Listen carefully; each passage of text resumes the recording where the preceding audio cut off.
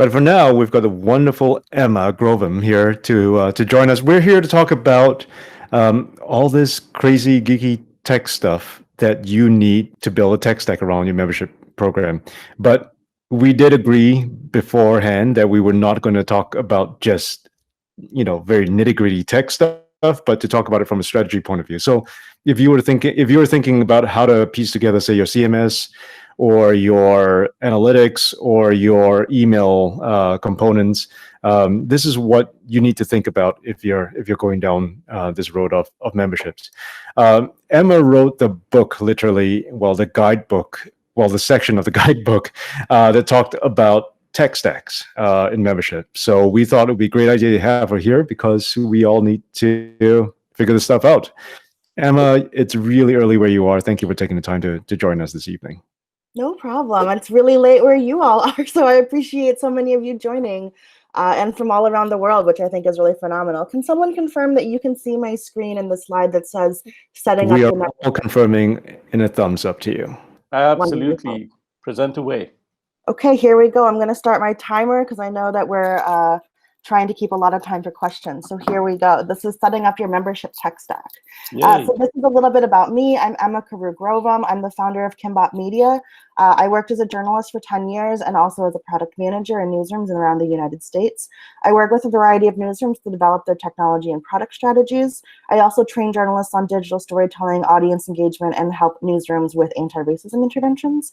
Specifically with regard to membership, I've coached Scalawag Magazine through their membership launch journey through the Membership Puzzle Project. And previously, I worked as a product manager at the Daily Beast and led the technical implementation of their membership program to launch in 2018.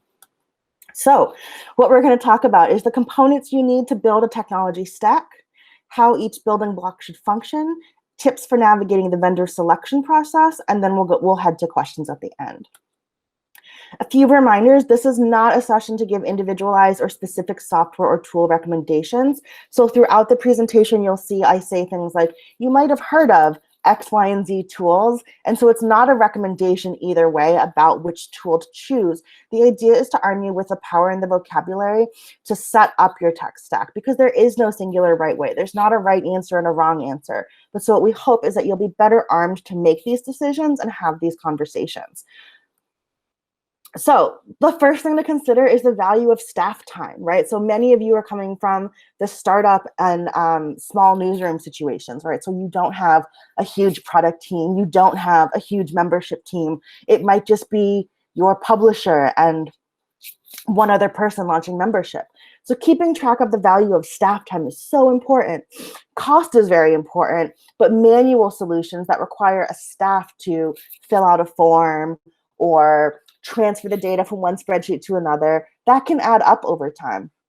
So it's really important that as you're looking at these decisions, you're constantly asking the question, will this solution scale over time? What happens if you get 100 new members or 1,000 new members on a single day? Will that completely overwhelm the intake system? And what happens if that key staffer is sick or out on vacation? Next, you need to consider about how it will all connect. So you need a strategy that ensures that all of the components of your stack will quote unquote speak to each other and transfer data seamlessly. So again, I'm not a developer, I'm not a technologist. I'm somebody who works between the editorial and technology spaces, and what I specialize in is translating both sides. And so hopefully what I can do for each of you today is break down some of these big picture concepts and make them a little bit more accessible. So an API, for example, is an application programming interface, which allows data to talk from one software system to another. So you want to confirm that an API exists when you're looking at your tools, which means that your email service provider can speak to your analytics tools. If you don't have in-house technological expertise, you may find value in hiring an outside consultant or a tech liaison to help you through this process. What if I inherited a mess? So many of you may be in situations where somebody else was the starter or the founder, and now you're in a long contract you can't get out of, or you're under a corporate contract with other sibling organizations. These are all examples of times when it's great to bring in an outside help. So this is the membership stack. These are the key components that you probably very likely need in order to launch membership, right? So you need a way to push your content out, you need a way to reach your members, you need a way to charge them for money, and you need a way to count them. So first, we're going to talk about the customer relationship management software, also known as the CRM. You may have heard of something like Sugar or Salesforce. Those are really big. But on the other end of the spectrum, you can use something as simple as a Google Sheet or an Airtable. This software should keep track of all of your members and contacts and act as the single source of truth for member data. So that would include things like their email address, their membership status, their payment and renewal information, and their subscription preferences. Must-haves. There has to be an easy way to bulk import or upload existing contacts, right? So let's say you had a really great Google spreadsheet and now you're ready to upgrade to a Salesforce type situation, and you want to be able to easily bring over all of those contacts. So you want to be able to sort, search, and segment functions.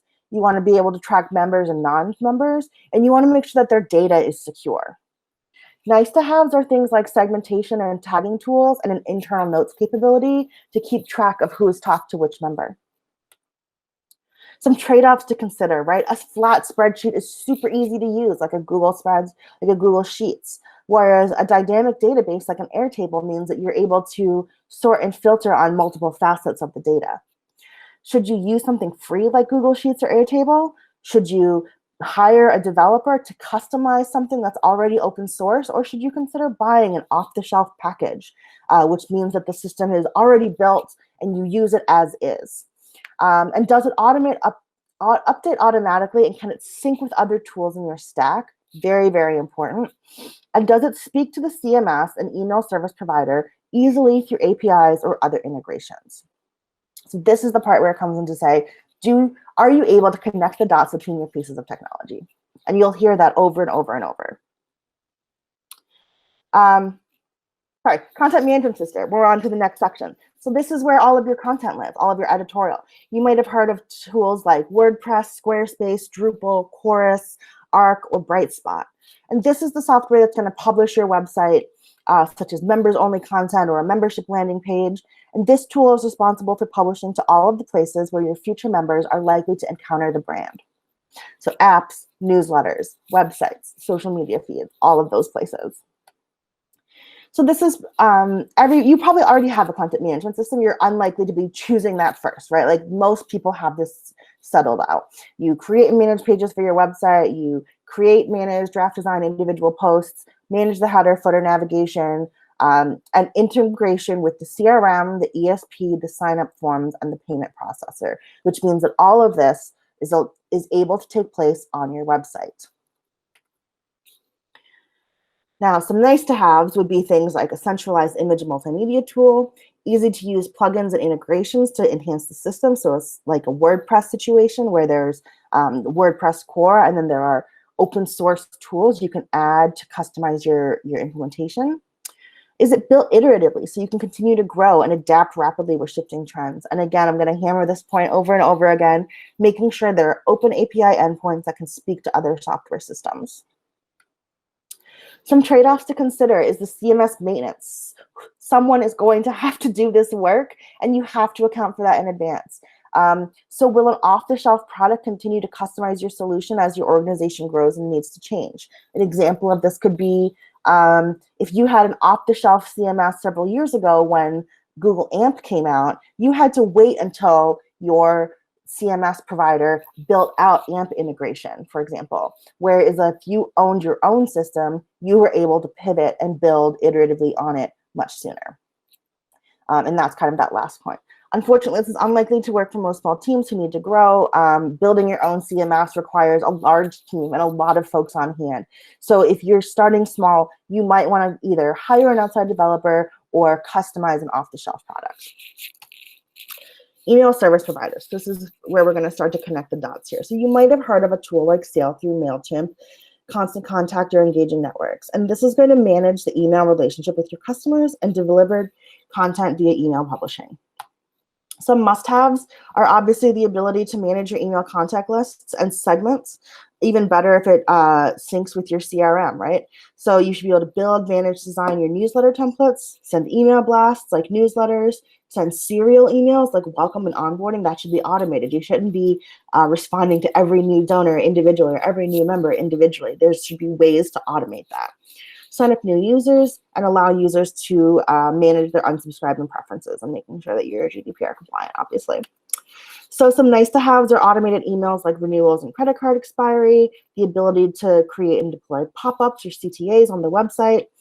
Again, the API integration with the CMS and the CRM, integration with email content like polls, or using conditional formatting to create more custom email messages. Some trade-offs to consider. Email is a huge issue with email service providers because many of them offer tiered plans based on list size. So this means you may be able to afford a provider now, but if you become wildly successful, especially quickly, you may outgrow your pricing tier before you're able to afford to do so. And so making sure that you're asking questions like that about those tiers is super important at this point in the game. And don't get pressured into using AI or intuitive features. They often don't work as well as the vendor will say they do. Next, you're on to point of sale and payment processor. This is the very, very crux of your membership product. You need to be able to take people's money. So you might have heard of tools like Stripe, PayPal, Square, or Braintree. And again, this is just the mechanism by which you're able to take and refund money for product and service such as a membership. PCI compliance is an industry standard. You should also be looking for high security standards using tokens and point-to-point encryption of data, the ability to process and refund credit card payments, robust user-friendly analytics and reporting, the ability to manage recurring monthly and annual payments, and the ability for users to update their credit card information. So if there's a user portal where they can come in and they can update their credit card information without you having to do it for them. Nice to haves are tools like gift subscriptions or memberships, auto renewal, real-time payment failure notifications. So saying, hey, there's a hold on your credit card. It didn't go through. Would you like to use a different card? Something like that. And then again, integration with the CRM and membership database, website, login system, all of that should exist. Some trade-offs, right? There are rates and fees for accepting different types of payments. So for example, it might cost a certain type of rate and fee to accept via PayPal, and it might be an additional and different fee to accept via Apple Pay. Mobile and desktop considerations, especially if you support a mobile app, you want to make it as simple as possible and as consistent as possible across devices. GDPR compliance is very, very important in this situation. And then again, because this is a global conference, because many of you are operating across borders, considering, do you need to accept payments in multiple currencies and across international borders? Some payment processors support this better than others. Audience analytics. This is how you're going to keep track of who is coming to your site, what they're doing when they get there, how they're converting to membership, and things like that. So you might have heard of tools like Google Analytics, Google Data Studio, Chartbeat, Parsley, Adobe Omniture, and the Audience Explorer. And this allows you to keep track of website performance, track user behavior across the site, report in real time where the audience is coming in from and where they go next. Must-haves are being able to record how the articles and posts on the website are performing and where that traffic came from. Did it come from search? Did it come from social media? Did it come from a newsletter? The ability to track one-off versus loyal users, so who's coming back to your website and who's coming back to your brand. And then hopefully there's an easy to export, easily shareable daily, weekly, monthly reports, but it's obviously much better if there are custom options for the analytics tools.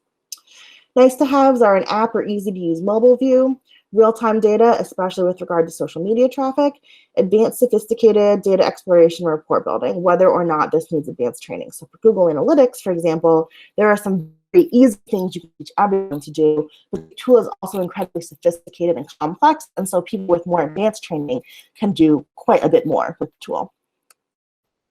Trade-offs, cost.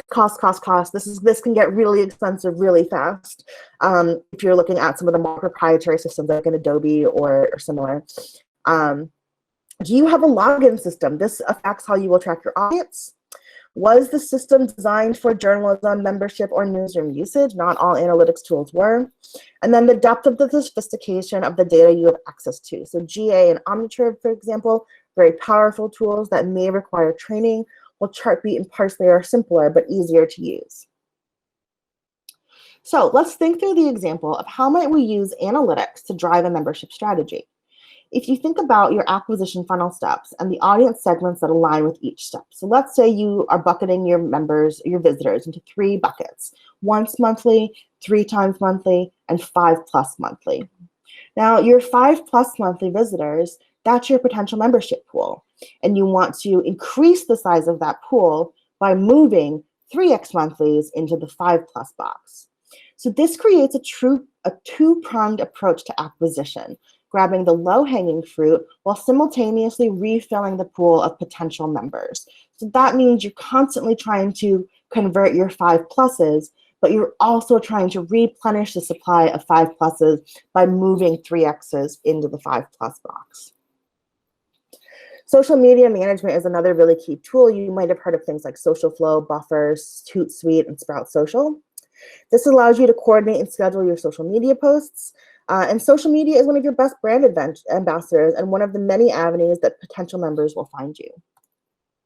So it must be easy to future schedule, have an app or an easy to use mobile interface because we're all on the go, integration across major social platforms such as Facebook, Twitter, LinkedIn. Security is so important. So 2FA across everything must exist, and the ability to export your analytics so you know how things are going. Nice to have are things like real-time analytics or a listening function. And then does this integrate with your main analytics tool, and does this integrate with your CMS? Some trade-offs to consider: how many people within the organization will be using the tool. Some tools do a really good job of handling team collaboration, while others make it much more difficult to collaborate with a team. And then cost. Some of the common tools, Hootsuite is totally free. I believe Buffer has a free version. TweetDeck is free, all the way up to Social Flow, which is kind of this very expensive Cadillac type version that the New York Times uses. You may not need that big of a system. You might be just fine with a Hootsuite or a Buffer or a Sprout Social. Okay, we're going to move on from those are all of your building blocks. So now we're going to talk about how to select a vendor. And this is the part that I think is really difficult because no one really teaches you how to do this when you're a journalist. So key areas to focus on is competitive research, their customer service, making sure you get a clear proof of concept and demonstration, thinking through the projected cost analysis, their roadmap, and their security features. So start by Googling vendor name and competitors. So Salesforce plus competitors or Freshdesk plus competitors. And see if someone else has already written a comparison between the tools you're considering. You'll find often that they have been. Ask around. Ask in the Splice community. Ask to other newsroom peers in your space and see what they're using and what they like about their tools. And then ask for references. If a vendor does not offer you previous clients in the media and membership space, that's a red flag. Next, you want to be looking at customer service. So the service level agreement, or the SLA, is a key part of your contract. This states how long the vendor has to respond to your inquiries if anything should go wrong. So ask about several types of requests, like a simple item such as being locked out of your account on a weekday, all the way up to a full outage over the weekend. Let's say our website goes down or our payment processor goes down on a weekend. What is the support going to look like? Who are we going to have access to? And how are we going to be able to escalate our case as needed? Proof of concept and demonstration. Always ask for a demonstration of the features and be sure to record the demo and take screenshots so you can refer back to it later. A good vendor will give you a free trial or a development environment to play with settings and try out features, but you should always be given a chance to pressure test the software or system before you buy. Push hard here. Many vendors will say, oh, that's too hard to spin up for you, or that will take some time, but like you need to understand if this tool is going to work for you with all of your other tools. And so if a vendor won't demonstrate a feature that you're asking about, that's another red flag. If they're just trying to reassure you, don't worry, it works, that's not good enough. Projected cost analysis. So it's not just enough to know what the tool costs to purchase and implement. You need to think about the cost for the entire length of the contract. So do you expect to have to pay for upgrades, ongoing support, maintenance, additional customization, things like that? And so this is the time to have them explain all of their tiered options to you and find out whether their pricing relies on audience size. So for example, if thinking back to what we mentioned earlier, if you get 1,000 new members on a single day, will you suddenly blast into a new pricing tier that you can't afford? Roadmap. This is super important as well. Ask to see their product roadmap. If you're going to be a client for 1 year or 3 years or 5 years, you deserve transparency into what features they're working on next. So you should be asking things like, what features are they close to releasing? Usually they'll know by quarter. What features are commonly requested by other news media clients? And how do they manage major updates to the tools, and how are those managed? Security, this is another big one, especially in these times, right? We want to make sure that every user can or is required to enable two-factor authentication. Finding out, does the tool capture or store personally identifiable information, email addresses, phone numbers, credit card numbers, all of that? And if so, are there ways to limit access to this data? So maybe the social media editor needs access to the email field, but the membership manager needs access to the credit card and birthday fields. Does the tool use encryption for sharing and sending key data? And how does the vendor handle security patches and breaches? You can often learn more about this process by asking the vendor, when was their last major breach and how did they handle it? Ask if they can provide example communications that they sent to their clients about the last time they had to send a security patch or the last time they had a breach of security. So what to do if you need a new vendor? How can you make sure your existing data won't be lost? How can you extract your data and transfer it to a new system? So this is really important to ask around, go back to your network, come back to the Slice community, find other clients and talk to them about what it was like to leave or transition away from that system. Often you'll find some tools have a bad rap for being very, very difficult to transition off of. That's worth knowing in advance. So hiring contractors, a lot of you will be in situations where you need some outside help. It's so important that you own your own documentation. If you set up a new tool, how to use that tool should live with your team. It shouldn't live with the contractor. Same with clear guidance on who has the keys to the stack, such as login and access points, passwords, admin access, the ability to create new users, all of that. This should all be, hopefully you're using a password manager as a team and you can store it all there. But you might be using a Google Drive folder or a Dropbox folder or some other collaborative tool. Just make sure that it's super, super clear who has access and how to use each tool is living with your team and not with the contractor. So if any of this was attractive to you and you want to keep reading, this presentation was adapted to an article, which is then adapted to the chapter in the membership guide that the Membership Puzzle Project put out earlier this year. So building a membership tech stack has been blown out into this really lovely, very long piece by Yossi Lichterman, and I hope that you will check it out. So in the slides, if you click on this particular picture, it will bring you to the full link. So with that, I think I'm still inside of time, and I'm happy to take questions. Well inside of time. Thank you so much for that. That's a lot to think about. Corinne has been asking one question, which she then clarified. Corinne, I struggle to summarize this, so why don't you come on live and Jessica ask that question, please? Okay. Thanks, Emma. That was amazing. So useful. I think Zuha has a similar question. So maybe she might just jump on straight after me. So it's the, you know,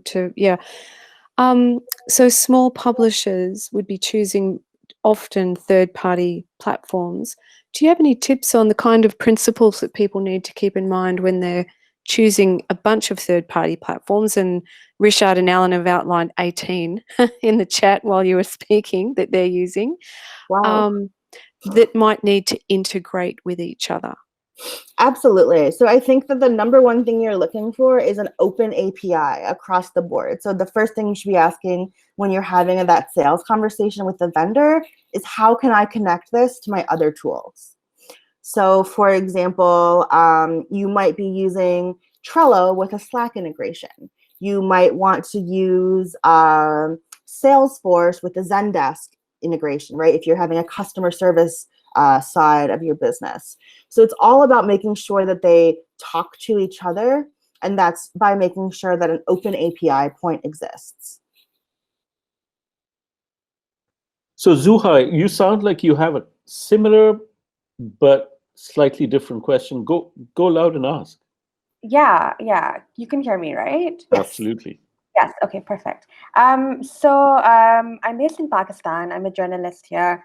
and we're hoping to launch a new startup next year, but mid next year, about March or April. So we're in initial stages right now. And just giving a little bit of background, so the problems that we've been running into, and of course, I mean, it's a very new sort of conversation for me also, because I've primarily been a journalist, now moving towards starting my own news organization.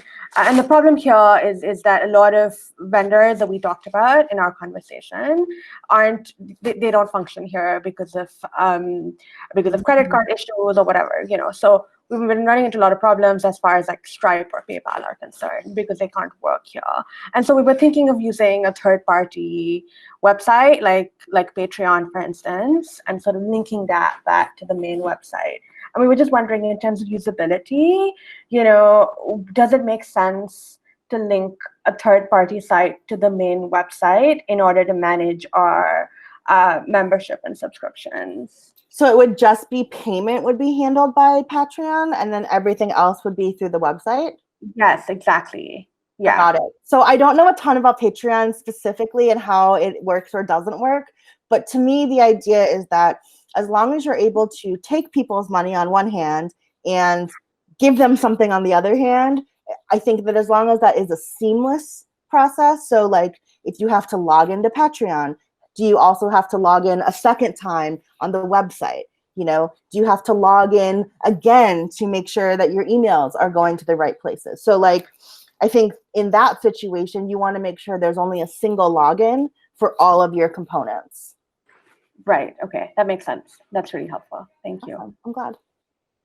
So was that the main question for you, Zuha? It was around payments? Is that the bottleneck that you have in building out your new startup? I mean, primarily what we're thinking of is like Emma said, a seamless process where you don't have to sort of log in multiple times and like open up. I mean, my main problem is usability and sort of user interface, and the problems that consumers or users may run into if they're having to open multiple windows at sort of one time. I mean, we're thinking of Patreon because it can work here as far as sort of collecting payments are concerned, but of course, ensuring that users don't have to log in multiple times and create multiple accounts is something we need to think about and consider before we embark on this project.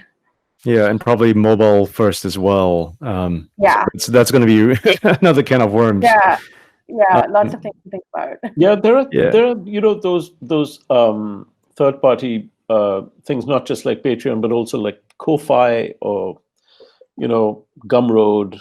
Okay. I know that a buddy of ours, Ben Whitelaw, who writes an amazing newsletter on moderation on the internet, he uses Kofi, which is, I'd never heard of that before, but it's a cool payments platform that may well work for you. So yeah, I'll check it out. Thank you. I would also recommend like looking into, are there business schools that are working with technologists in your region to build regional specific payment processors? This must be an issue that other types of businesses in your region face to take money from customers. So I think looking at parallel business models that are similar to membership in your area might be a way. So you could go to a business school, or you could go to similar type programs and say, do you have students or researchers or academics who are trying to solve this exact problem that we have? Because I think that often you will find someone is trying to solve the same problem as you. Yeah, that's a really good idea. They may be looking for partners. Yeah, that's a really good idea. Thank you. Thank you. Suha, we're kind of excited about this media your new startup, as I've been saying across a few sessions. But we definitely want to come to you at some point and find out in more detail what you're doing, whenever you're comfortable. It might not have to be on a beta session. I don't mean to put you on the spot. But I'm happy to talk about it whenever. Yeah. Yeah, no, this is work we do, and so therefore we're excited. Excited when somebody does this. So Emma, I had a question. Whenever you have a media organization that is, let's say, a one product media org, I mean, we were talking to our Cambodian friend in the earlier session who's just launched a Substack newsletter, for example. And we all think about, how Ben Thompson launched Stratechery, way back when nobody was talking about, products and single person media organizations or startups. Is there like, would you always recommend a full-blown, a CRM or a membership stack like, for example, Pico or Steady? Or would you recommend for people to just kind of daisy chain free software together when they start out? Say, much like Zuha, for example. Are there really easy ways to say, like, what's the MVP for a membership for a membership program? Yeah, content, analytics, and CRM are like, and payment processor, I think, are the four that you must have, right? You must be able to count people, you must be able to take their money, you must be able to give them something, and you must be able to contact them.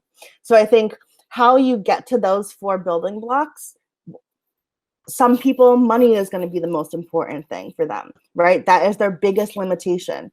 Other people, their biggest limitation will be technology, right? Like maybe so someone might choose a tool like a Study or a Pico because they don't have the technological expertise in-house. But you may be thinking about scaling, right? And thinking about the long term and the big picture. And you may say, we don't want to be locked into a small tool.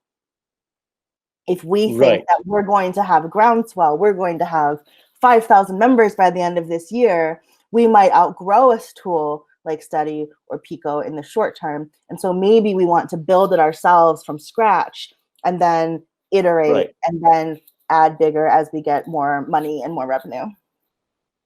So I think it's all about prioritization. Like how you solve this problem is based on what is the most important limitation that your team faces.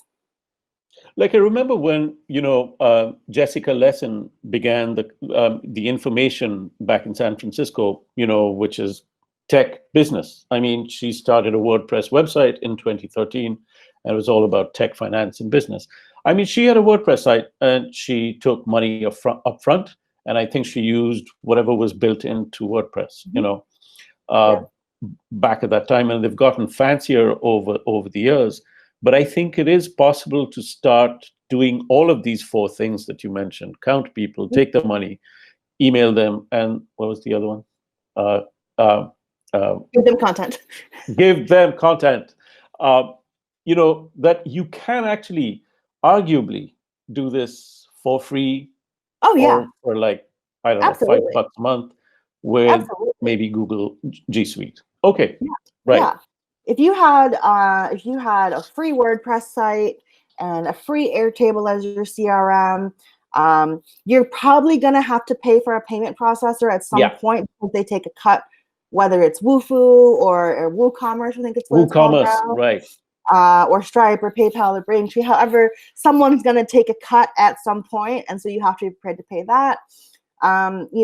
Analytics, WordPress has free analytics. I think there's a free version of Google Analytics. Like there are ways to set these things up. It's just a matter of how fast do you expect to grow and who is going to be in charge of making sure that your MVP grows with the organization. What you don't want to do is have a really small MVP that you never come back to and you never give maintenance to and feed. And so it breaks down as you scale over time. So if you're gonna go small to start, you have to have someone in charge of helping that tool grow with you. Okay, that gives me fodder for a question I want to ask you later. But I know Alan has a question. We're gonna bombard you with questions. People, if you have questions, let us know. So Emma, in building out Splice, Rishad and I have tried so many different ways to do stuff, and part of the problem is that it's for basically a two-man team, we kind of own the entire process of experimentation and using the tools and all that. So for someone who's just starting out a media company today, what would be I know this is a very generic question, but what would be a rough idea of a budget for all of these SaaS tools? Ooh, yikes. It's very hard to figure out like how much to set aside for this every month, right? Have you seen Absolutely. anything interesting? I haven't, and I think that like a budget template in this space would be really interesting.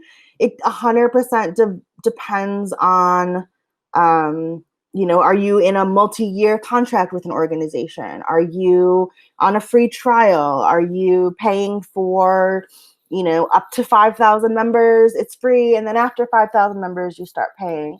I would recommend that you put all of your costs as you learn about them in a spreadsheet and kind of budget that out. But I think there's not a good formula. Like there's not a way to say like, you should be spending 30% of your costs on the CMS and 25% of your costs on your Salesforce. Like that formula doesn't really exist in this space yet. I think, again, it's all about what is your biggest limitation and how can you spend the dollars that you do have in the most efficient way to break that barrier down. So any money that you're spending should be going toward making it easier for you to grow.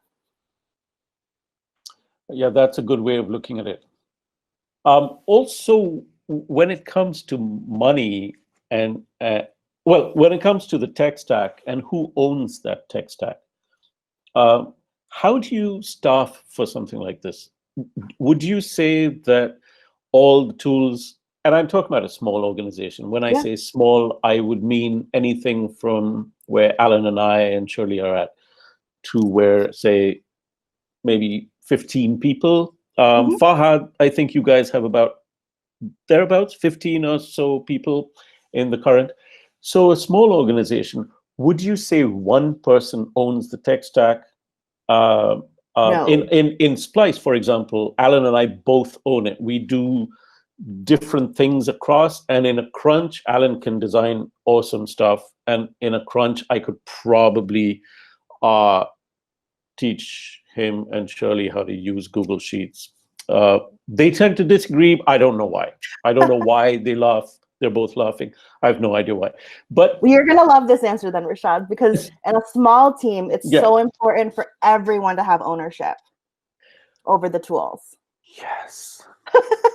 I knew my pivot tables were the best. So you're saying that you would be, it is important, therefore you're saying not to have this tribal knowledge that only I know how to do this one thing, and if a bus ran me over, then the organization closes down. So you're saying that you should be able to democratize all of the bits and pieces for everybody. All for everybody is maybe a little too far, but I think that there should be a quorum, right? Enough people should be able to use the tool, get in contact with the vendor if they need help, troubleshoot, create new access, all of that. It shouldn't rely on one person, because what if you get sick, or what if you get hit by a bus, or what if your internet goes down, right, in your hometown, or in your just your home, right? There needs to be more flexibility, and in a small team, I think that's especially true. Once you start getting to like 20, 30, 40 people, you obviously can't train every person on every tool, but I think that for a small team, 2, 5, 10, 15 even, it's very, very important that people understand how the technology works, right? They don't have to be able to build it from scratch. They don't have to be able to lead the strategy, but if it's broken, they should know, okay, I'm going to call Joe at Salesforce and Joe can help us, or if it's a weekend and the website goes down, we call Alan, right? Like so it's not just about who knows how to use what. It's like, what are our escalation policies? Where all of our contacts live? Is there like a flow chart of like, if this is wrong, call this person. If this is wrong, call this person. So I think it's very, very important that everyone has access to the documentation, the contacts, and communication about how the tool works. Because, as we all know, on small teams, it's a lot of pinch hitting. It's a lot of like, I can probably help with that, right? Like we're all familiar with that sure, yeah, I'll do that. Why not? You know. And I think that because that's very much the startup mode and that startup, you know, that feeling, it makes sense in that way. Right. And when you speak with media companies, news organizations, what is the one, blind spot that they have when it comes to planning for tech stacks? Are they blind in very specific areas? Do they all not see something coming? Not many would have a CTO or the benefit of having one, right? So very often you're just kind of making things up as you go. Absolutely. I think planning for growth, so knowing when you're going to outgrow a tool is really important. And then also thinking about how to transition between vendors is really important. That again, like they don't teach that in journalism school, like how to move your data off of Chartbeat onto Parsley, right? Or like, even just like thinking about like as an individual, like how to move between banks, for example, is like a very difficult thing to do. But like that same process is very similar to moving between vendors. You have to get all of your data, you have to get all your money, you have to make sure they're not hanging on to anything of yours, you have to close out a lot of pathways between accounts, and then you have to start over with a new shop. And so I think it's very important that newsrooms are constantly thinking, who's going to do that work? Who's going to maintain the CMS when it breaks down? Who's going to, when the next version of GDPR comes through for, say, another part of the world, how are we going to implement that with our technology tools, right? So someone doesn't have to, quote unquote, own the stack, but someone has to be thinking about these questions. And it doesn't have to be a CTO. It could be a product manager. It could be an audience manager. It could be the webmaster. Again, in a small team, we all wear many, many hats. So I can't exactly say it's going to be a person called X, Y, and Z, because for each of your organizations, it's going to be a very different person. Yeah, I hear you. I wish somebody would tell me how to move from WordPress to Squarespace, or we've got this horrible thing called advanced content fields or something, which is just making things miserable for us.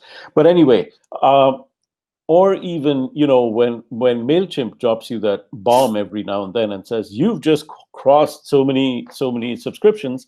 Have you seen your bill lately? And you're going like, holy crap, what have I done? And so you need to be able to export that data. So I have a question for you as a consultant to newsrooms, and as somebody who does, I imagine, membership tech stack or newsroom tech stack, or just newsroom workflows or membership workflows. Would you personally productize this? Why would you productize? I don't mean just your consulting, but an actual, like, off-the-shelf tech stack, all daisy chained together, or the higher price range. I'm thinking product for you now. For Kimbap Media, or in the higher price range, it's like a done-for-you bespoke solution that I will build this specific tech stack and link it all up for you together and charge you lots of money. Wow. I don't know. I like personally, so I'm not a developer and I always need a technological partner. So for that to happen, I would need to find a tech partner who is a developer, because I'm good at understanding what a developer is telling me about their product and how to translate that back to my newsroom. But I'm not always good at saying like, oh yes, I can read this page of code and understand what's happening. So for me, I know that's where my limitation is, and I need a partner in that. So I honestly think, though, that like I've used big systems, big turnkey systems. I'm not going to name names because I wouldn't recommend this product, but it was very bad. It was very poorly done, and it was like very clearly they had just been like, we need a payment processor. Let's buy this payment processor. We need an email situation. Let's buy this, and they kind of cobbled together many different tools that weren't meant to work together, but then sold them as a tool that was meant to work together. And so I honestly just think that if everyone does the thing they're the best at, you want Google Analytics. They're good at that, right? You want them working on your analytics tool. You want your social media tool to be built by people who understand social media. You want your payment processor tool to be built by somebody who has a background in finance. And so to me, having individual vendors that all speak to each other in the ecosystem makes more sense, so that if, you know, Africa's GDPR comes out and email goes crazy in that sector of the world, you know, your email providers are working on trying to solve that problem, not your payment processor, right? They should, all the solutions should talk together. But I think that the idea of just buying this huge thing off the shelf and saying, yeah, I could fly this spaceship. I just think that you're going to get pieces you don't need, and then there are going to be pieces that you do need that aren't there and that they won't build for you. Well, exactly. I mean, it's one thing. I mean, an analogy would be, it's one thing to do a search for information on Google, and it's another thing, and there's another audience and another customer for somebody who wants you to curate that search for them. Exactly. And they're willing to pay for it. So listen, I'm going to keep asking questions because, Alan, unless you have one before we wrap, we are 2 minutes out.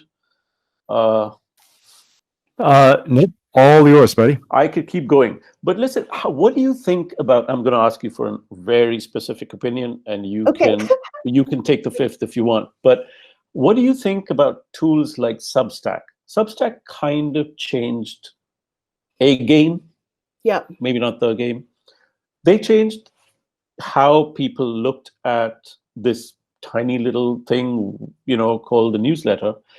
But I love that, and of course, I love Ben Thompson's tweet about how I've been doing it for so many years, but nobody's made a big deal of me then, which is awesome. What do you think there are more breakthroughs coming that may link all of these four components together, right? Stay in touch with people.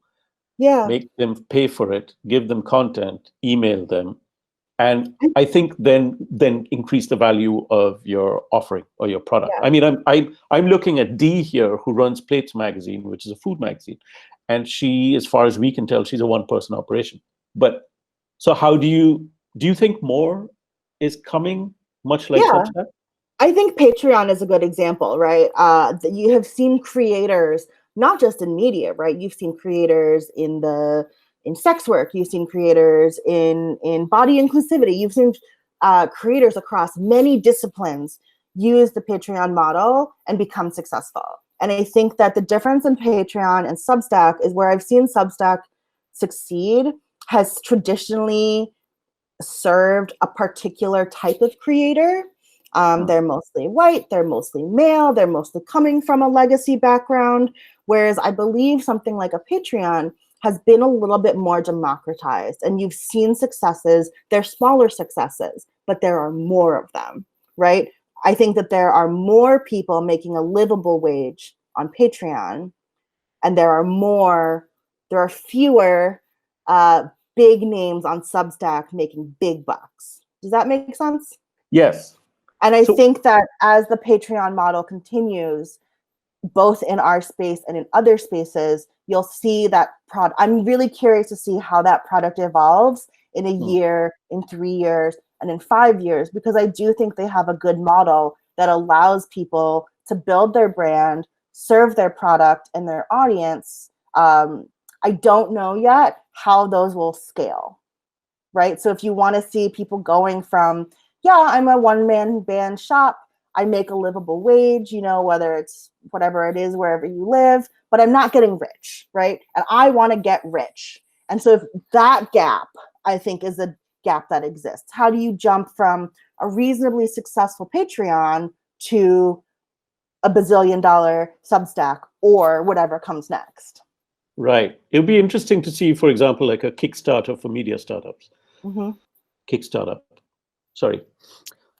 I see where you're going with that.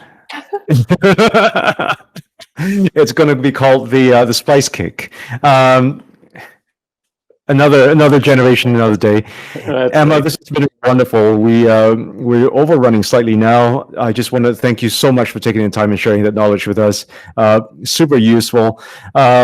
Just so that everyone knows, we're going to be putting the recording to this on our YouTube channel soon, and this also goes into our resources page. So if you want to take this and share it around with your colleagues and friends, please do so. You'll find all those links coming up. Just wanted to say thank you again, Emma. This has been really helpful, and we'll see you all tomorrow. Thanks so much for the invite. It was great to be here. Thanks for being here, Emma. That was so good. I'm sorry I monopolized the conversation, everybody. No, it was great. But you have great brains to pick. Thank you so much. Thank you. Thank I do have you. a hard out. I'm going to hop off, but it was lovely to see both of you, and we'll follow up. Take care. Bye. Bye. Good night, everybody. Bye, all.